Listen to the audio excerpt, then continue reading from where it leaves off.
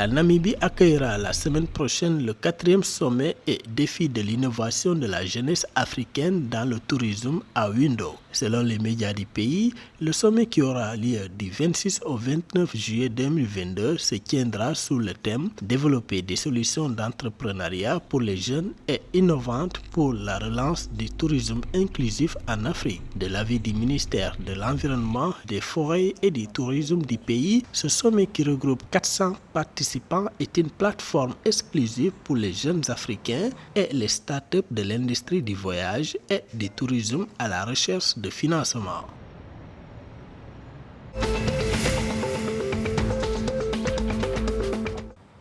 En Afrique du Sud, la Compagnie nationale d'électricité ESCOM a publié mardi 19 juillet 2022 son calendrier de délestage mis à jour pour le week-end. À travers un communiqué, le service public d'électricité a indiqué que le délestage dit de phase 3 où 3000 MW sont coupés du réseau sera appliqué à partir de ce vendredi 22 juillet jusqu'à lundi 25 juillet 2022. Confronté à des infrastructures vieillissantes qui tombent régulièrement en panne et à une grève récente au cours de laquelle des équipements ont été sabotés et des employés empêchés de se rendre au travail, ESCOM a annoncé le mois dernier des coupures d'électricité de phase 6 au cours desquelles 6000 MW ont été retirés du réseau national pour la première fois en plus de 2 ans.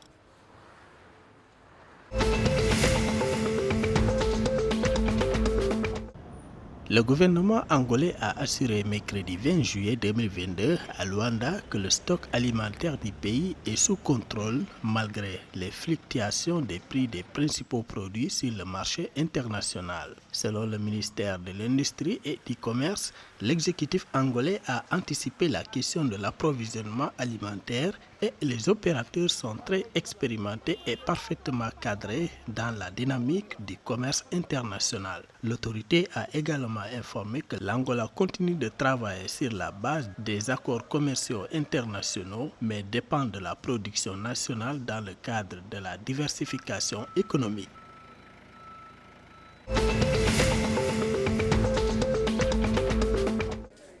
En Zambie, la présidente de l'Assemblée nationale a déclaré mardi 19 juillet que les pays africains font de grands progrès pour parvenir à l'égalité des sexes dans les postes politiques et de prise de décision. Selon Nelly Muti, jusqu'à présent, dans la région des Grands Lacs, la Tanzanie et la Zambie ont respectivement une femme présidente et une vice-présidente, affirmant que c'est une démonstration que la région est sur la bonne voie pour parvenir à l'égalité des sexes. Elle s'exprimait lors du lancement officiel du réseau régional des femmes administratrices dans les organes de gestion électorale de la région des Grands Lacs qui s'est tenu à Lusaka.